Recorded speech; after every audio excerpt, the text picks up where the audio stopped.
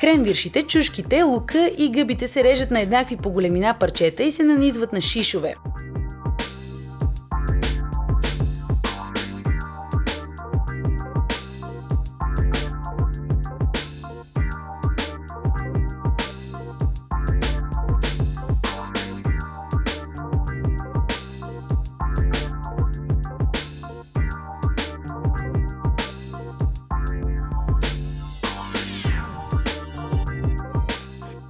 Олиото, оцета, пушения лют пипер и солта се разбъркват в купа.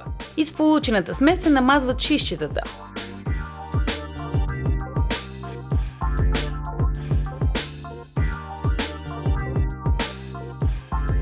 Пекат се на грил тиган от всички страни до готовност.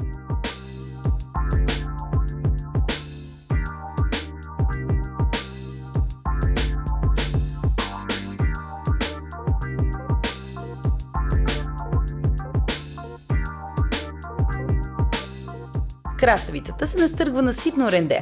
Отсежда се през цедка, като се притиска и се смесва с киселото мляко, сол и чесъна.